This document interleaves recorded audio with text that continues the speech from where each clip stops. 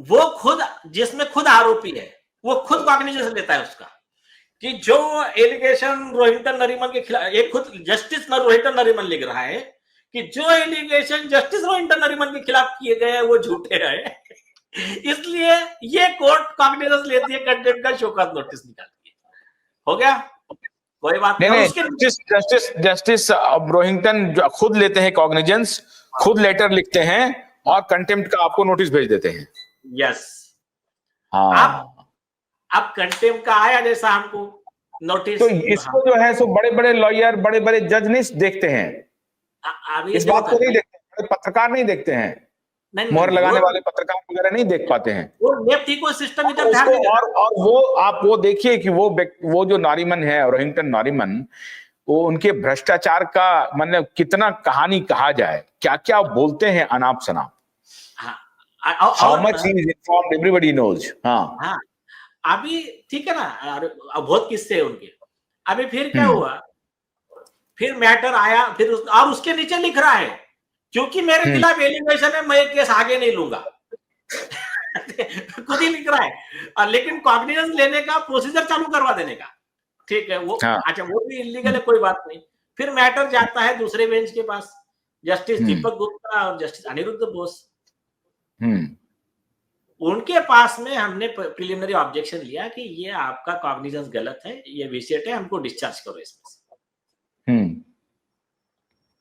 तो वो इससे 4 कदम आगे, वो क्या लिखते हैं ऑर्डर में, नहीं चीफ जस्टिस ने लेटर भेजा है, हमने बोला ठीक है ये रजिस्ट्री है और चीफ जस्टिस उनको वो रेडी है आपके विटनेस देने को। बोले नहीं हमको आगे बढ़ाना नहीं है केस को। और वो आगे का एक वर्ड लिखते हैं कि कोई कानून, कोई लॉ सुप्रीम कोर्ट को लागू नहीं होता है, हमको जैसा लगेगा हम वैसा ऑर्डर करेंगे। या उसमें लिखा है ना, कंटेम्प्ट में हम किसी लॉ से बाइंड नहीं है, हमको जैसा लगेगा वैसा ऑर्डर करेंगे, और आपका नहीं सुनना है, आप कंटेम्प्ट के दोषी हो। हमने, अच्छा ठीक है, हमने बोला दूसरी चीज, ट्रूथ इज ए डिफेंस, ये लो प्रूफ उसके करप्शन के, जस्टिस नरीमन के। नहीं बोले हमको सुनना ही नहीं कुछ, हम चला रहे। अब यहां पर बनती है हिस्ट्री। जो हमको सजा दी गई, हमने लगाया रेट पूरे प्रूफ के साथ में। जस्टिस गोगोई साहब ने जो हमको लिख कर दिया फेयरली, उनका एक्चुअली ये हेल्प माना जाएगा, और सुप्रीम कोर्ट के सेक्रेटरी जनरल और कई जजेस ने हेल्प किया। मतलब ये पूरा अपने पावर का कंप्लीट मिसयूज, मतलब हम पूरे कानून को धता बता रहे हैं, कोई रिकॉर्ड नहीं है, फिर भी हम ले रहे हैं और उसके बाद आपको सजा दे रहे हैं, और फिर सजा को प्रचारित करवा रहे हैं। अखबार में अभी ठाकरे गैंग के लोगों ने प्रचारित किया, मोहर लगाने वाले पत्रकारों ने प्रचारित किया कि इनको कंटेम्प्ट की सजा मिल चुकी है नीलेश आचार्य। हो गया, तो मेरिट ऑफ कंटेम्प्ट नहीं पता, लेकिन आगे उसमें हिस्ट्री देखिए कैसा बनता है।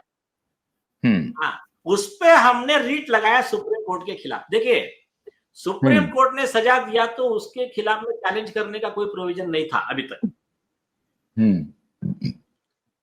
हमने रीट लगाया, हमने कहा ये लॉ है, और यूनाइटेड नेशंस का ह्यूमन राइट्स जो यह है कमेटी, उसका 17 जज बेंच का जजमेंट, जिसमें अपने सुप्रीम कोर्ट के जज जस्टिस भगवती भी मेंबर थे, वो सब लेके हमने कहा देखिए लॉ क्या है, जिस व्यक्ति को सजा हुई है उसको एक अपील देना ये मैंडेटरी है गवर्नमेंट को, सुप्रीम कोर्ट की जिम्मेदारी है। और ये हमारे साथ में अन्याय हुआ, ये प्राइमा फैसी है। ओवरऑल जजमेंट को रिलाई करके, मतलब ये जो 2 जज थे ना, ओवरऑल जजमेंट को रिलाई किया और कहा कि हम लार्जर बेंच का नहीं मानते, ओवरऑल मानते। तो हमने सब पॉइंट आउट किया। हमने कहा अभी इंटरिम कॉम्पेंसेशन सुप्रीम कोर्ट की तरफ से हमको 5 करोड़ दिया जाए। हमने रेट लगाया, हमारी रेट एडमिट हुई। हमारा सेंटेंस जो 3 महीने का जो था ना पनिशमेंट, उसमें हमको बोल रहे थे दीपक गुप्ता आप एक बार माफी मांग लो और केस क्लोज कर दो। हमने कहा माफी हम क्यों मांगेंगे भाई, करप्शन 5 करोड़ रुपया दो। माफी क्यों मांगेंगे, हम तो 5 करोड़ रुपया लेंगे। नहीं, नॉर्मली क्या होता है, वकील डर जाते, कंटेम्प्ट बोला के डर जाते, चलो जज से रोज काम पड़ता है। तो हमने कहा हमने गलती की नहीं तो हम माफी क्यों मांगेंगे। लोकमान्य तिलक ने जो कहा था कि भाई मैंने गलती किया नहीं, मैंने माफी मांगूंगा। तो और कभी कभी क्या होता है, देखो अपनी गलती नहीं रहने पे माफी मांगने वाला नॉर्मली को देखो क्या बोला है, गलती है तब माफी मांगता है तो समझदार रहता है, गलती नहीं है तब भी माफी मांगता है मतलब शादीशुदा है। तो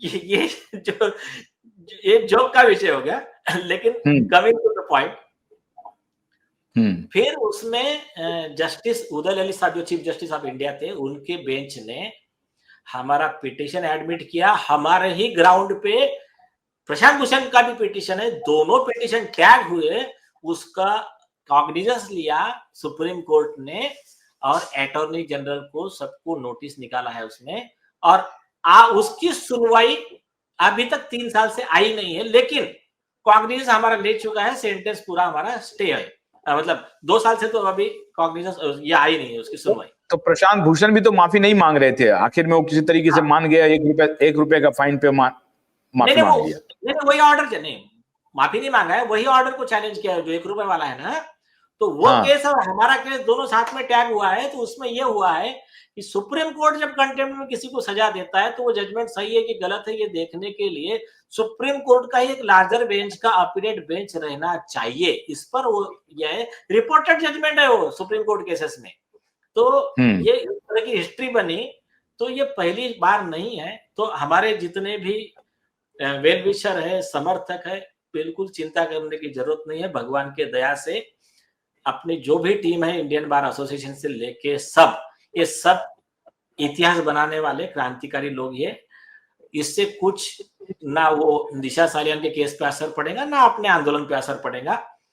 दिशा सालियान के केस में अपने जो सीनियर अपने हैं एडवोकेट घनश्याम उपाध्याय जी ने, उन्होंने आर्गुमेंट किया था उस दिन, तो he is much capable person, जो उनको सब लोग इधर राम जेठमलानी बोलते हैं इधर क्रिमिनल लॉ में, तो वो केस में अपेयर हो रहे हैं।